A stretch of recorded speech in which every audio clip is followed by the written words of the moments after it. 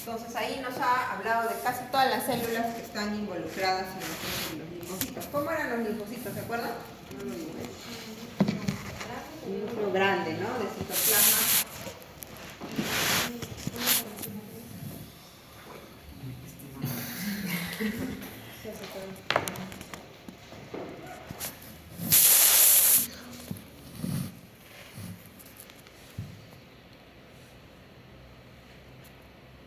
Así eran, ¿no es cierto?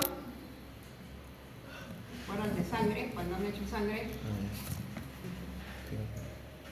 Los linfocitos T, ¿no? Que tienen un núcleo grande, con un citoplasma escaso, ¿no?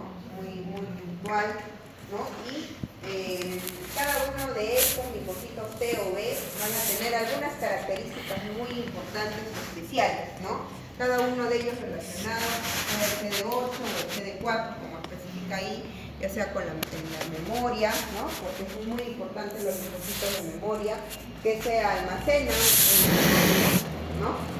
Que van a ver ahí, y también se almacenan de manera virgen, como dice el texto, ¿no? Esperando reconocer un nuevo antígeno, que puede durar poco tiempo, como puede durar años, como quién, a ver, ¿quién me da un ejemplo? Por ejemplo, la varicela. ¿Cuántas veces nos da varicela? Una vez, ¿no? Porque una vez que hemos entrado en contacto con este virus de la varicela, se queda dentro y ya está identificado para toda la vida. Entonces, si volvemos a tener contacto con la varicela, ¿qué va a pasar? Se activa inmediatamente y destruye ese tipo de virus. Pero ahí igual lo hacemos con las vacunas, ¿no? Por ejemplo, la polio, por ejemplo, a nadie le da polio, ¿no? Pero antes, bueno, ustedes ya cuando estén de médico, mucho peor. Pero antes, yo de estudiante miraba todavía secuelas de pacientes que habían tenido polio, ¿no? Ahora ya es rarísimo ver a alguien con secuela de polio, muy raro, pues, recontra raro, creo que no veo hace muchos años, un paciente pequeño que tenga secuela de polio, ¿no? El último caso de polio que se reportó fue por una reacción a la vacuna. O sea, la vacuna de la polio le produjo la polio. Entonces el niño obviamente hacen hipotrofia, ¿no? Sobre todo de un miembro, y utilizan su bastón, ya pues lo limita para siempre, totalmente, ¿no? Pero fue una reacción extrañísima que ocurre en el 0.01% de los pacientes vacunados, pero a él le dio, ¿no? Ese niño. Fue el último caso que yo he leído. Pero ya no hay polio, ¿no? Y eso es porque la mayoría de nosotros ya está vacunado en los esquemas de vacunación. ¿Qué pasará después? No sé, porque ahora hay los antivacunas que ya no vacunan a sus hijos, ¿no? Y es muy probable que muchas de esas enfermedades que están abolidas reaparezcan, ¿no? Sobre todo porque hay una alta tasa de migración, ¿no? Entonces, por ejemplo, el sarampión, teníamos nosotros un título dado por la OPS que decía País Libre de Sarampión, ¿no? Ya lo teníamos por muchos años, pero hace 3 años se reportó un caso de sarampión migrado, ¿no? Que contagió a otros niños que obviamente según no se vacunaron porque la mamá no quiso vacunarlos, y al final se hizo un pequeño brote de sarampión y perdimos ya ese diploma de País Libre de Sarampión, ¿no? Entonces, lo mismo podría pasar con cualquier otra enfermedad, con cualquiera.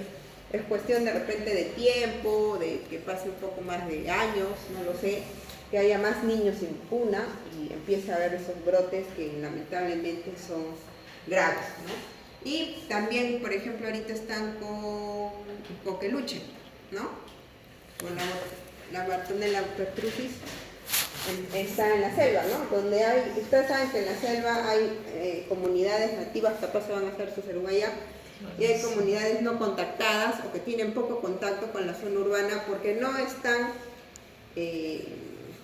preparados inmunológicamente para luchar contra los gérmenes que nosotros tenemos contacto, ¿no?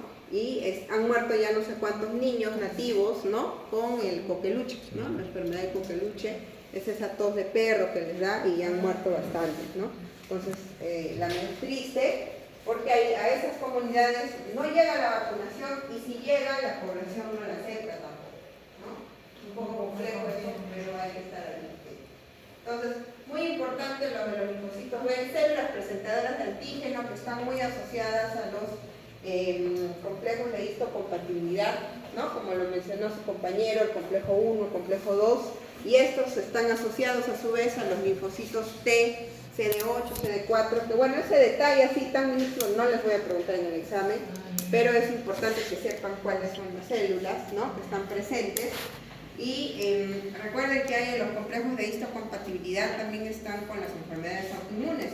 Ahí hay un problema que ocurre en ese momento donde los receptadores de antígeno empiezan a presentar lo propio como extraño, ¿no? Lo empiezan a presentar como enfermedades como partículas extrañas, y empiezan las enfermedades autoinmunes, cualquier tipo que ustedes ahorita se les ocurra, desde la artritis, el Sjögren, ¿no?, el problema de lupus, ¿no?, cualquier enfermedad autoinmune que ustedes puedan ahorita acordarse.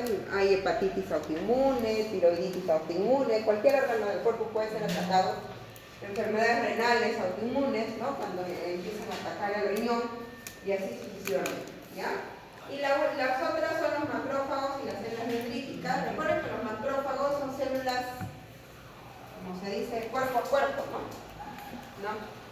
Ahorita siempre ya me confundo, porque antes se decía que los macrófagos derivaban de los basófilos, ¿no? Ahora, antes se decía de los monocitos y ahora se dice de los basófilos, algo así era. Cambió hace como 5 años más o menos. En el libro en nuestro libro que usamos en nuestro atlas, se identificó que finalmente, ahorita les voy a dar el dato exacto, pero los macrófagos derivan de células plasmáticas que migran hacia los tejidos, ¿no? Y se vuelven células que comen o destruyen o envuelven partículas extrañas y a través de lisosomas, ¿no?, las destruyen internamente hasta desaparecer, ¿no? Hay que tener mucho cuidado porque a veces estas células también pueden ser invadidas por algunos parásitos intracelulares, ¿no? Se mete, por ejemplo, ¿como cuál? Como la malaria, por ejemplo, que es muy, muy conocida aquí en el Perú, ¿no es cierto? La malaria ingresa y se mete dentro de las células. El paludismo también, ¿no? Son células los parásitos se meten y se esconden dentro de las células, y cuando viene el linfocito T, las células presentadoras de antígeno no lo encuentran, ¿no? Y solamente lo encuentran cuando rompe la célula o la mata, ¿no? Muy bien.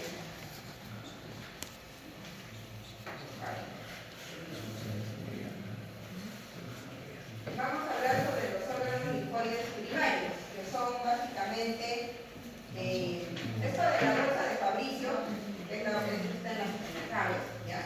Eso no lo vamos a hablar. Pero las placas de Peyer sí las tenemos nosotros. Las placas de Peyer se encuentran en el intestino de nuestro caso, ¿ya? Que también lo puede encontrar en la descripción, ¿ya? Pero bueno, vamos a hablar entonces de los órganos linfoides primarios. ¿Quién le toca? El número 4. El 4 es un sistema.